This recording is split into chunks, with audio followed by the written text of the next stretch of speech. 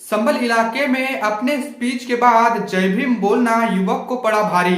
जातिवादियों ने जाति सूचक गाली देकर युवक को पीटा। जी हाँ साथियों, मैं सागर ननीर और आप देख रहे हैं प्रबुद्ध भारत टीवी।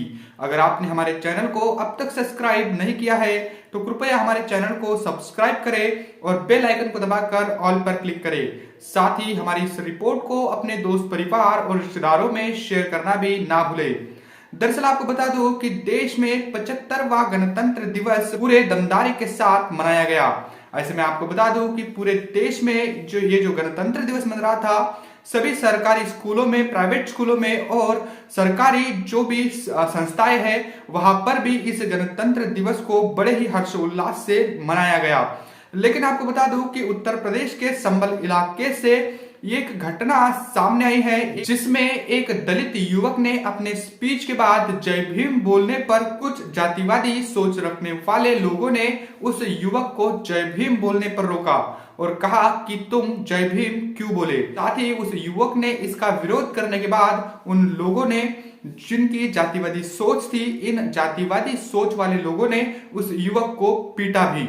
आपको बता दूं कि देश में 75 साल पूरे हो गए इस गणतंत्र दिवस को, लेकिन आज भी जातिवाद जो है वो चरम सीमा पर है। आपको बता दूं कि कभी मूंछ रखने पर किसी को पीटा जाता है, कभी घोड़ी पर चढ़ने से रोका जाता है, कभी मटके पर पानी पीने से हत्या कर दी जाती है और कभी मुंह पर पेशाब किया जाता है। ऐसी घटनाएं आए दिन हमें देखने को मिलती है, लेकिन इस पर जो लगाम है ये ना तो अलग अलग राज्यों की गवर्नमेंट इस पर कोई लगाम लगा पाई है और ना ही समाज के बीच से इस पर कोई जबरदस्त तरीके से विरोध होता हुआ नहीं दिखता है। तो जय भीम बोलने पर इस युवक को, यानी ये खबर जो है उत्तर प्रदेश के संभल इलाके से बनियाठेर क्षेत्र जो है वहां की ये घटना है। वहां पर इस युवक को जय भीम बोलने पर रोका गया, जिसने देश को लोकतंत्र दिया, संविधान दिया, और उसी की जय जयकार करने पर इस देश में कुछ जातिवादी तत्व इस पर रोक लगाते हैं और इसका विरोध करते हैं। ये कितनी शर्म की बात है कि जिसने इस देश को संविधान दिया और उसकी जय जयकार करने के लिए भी अब विरोध झेलना पड़ रहा है। इस पर खास तौर पर बहुजन समाज में जो तबका बाबा साहब को मानता है, इन्होंने भी एकत्रित होकर, संगठित होकर इसका कड़ा विरोध करना चाहिए। अन्यथा अब आने वाले जो दिन है ये दलितों के साथ साथ बहुजनों के लिए भी संकेत देने वाले हैं कि आने वाला समय इनके लिए काफी कठिन होने वाला है। इस मानवतावादी संविधान को बनाकर सभी के लिए हक अधिकार दिए हैं, सभी के लिए मान सम्मान की बात इस संविधान में की है और सभी को व्यक्ति स्वतंत्र भी दिया है। साथ ही आपको बता दूं कि इसके साथ एक और भी घटना घटी है, जिसमें एक महिला सरस्वती जी की पूजा करने से इनकार करती है।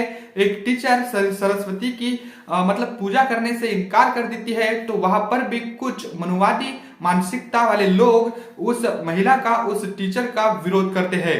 तो ऐसे में आपको बता दूं कि अनुच्छेद 28 में भी ये साफ तौर पर कहा गया है कि किसी भी राज्य के सरकारी पूंजी पर चलने वाली जो भी संस्थाएं हैं उनमें कोई भी, यानी पाठ्यक्रम में कोई भी धर्म की किताबों को नहीं पढ़ा जाएगा और ना ही कोई भी धार्मिक प्रोग्राम को किसी भी स्कूल में नहीं लिया जाएगा। इसके बावजूद भी कुछ लोग ऐसी कोशिशें करते हैं कि जिससे सांप्रदायिक माहौल जो है वो बिगड़ जाए। लेकिन आपको बता दूं कि बहुजनों को सतर्क होने की काफी जरूरत है, संविधान को पढ़ने की जरूरत है, ताकि वो इसका पुरजोर तरीके से और संवैधानिक तरीके से इसका विरोध कर सके। तो ये बड़ी घटना है, जय भीम बोलने पर इस युवक को पीटा गया। वैसे आपको बता दूं कि बहुजन नायक मान्यवर कांशीराम जी ने जिस नारे को भारत के कोने कोने में गूंज करने की बात कही थी, यानी जय भीम का नारा गूंजेगा भारत के कोने कोने में, इस नारे को दोबारा लगाने की भी अब जरूरत महसूस हो रही है। उत्तर प्रदेश के संभल इलाके से जो ये खबर सामने आई है कि जय भीम बोलने पर इस युवक को पीटा गया, इसको लेकर आप क्या सोचते हो? क्या जय भीम बोलने से कोई आपत्तिजनक बात उसने कही है, या फिर किसी भी बात को कहने के लिए अब कुछ मनुवादी लोगों की इजाजत लेनी पड़ेगी? क्या देश में संविधान के हिसाब से देश नहीं चल रहा है? क्या संविधान को खत्म करने की या फिर संवैधानिक ढांचे को उसको अलग थलग करने की जो कोशिश है क्या की जा रही है? इसको लेकर आप क्या सोचते हो? कमेंट करके हमें जरूर बताइएगा।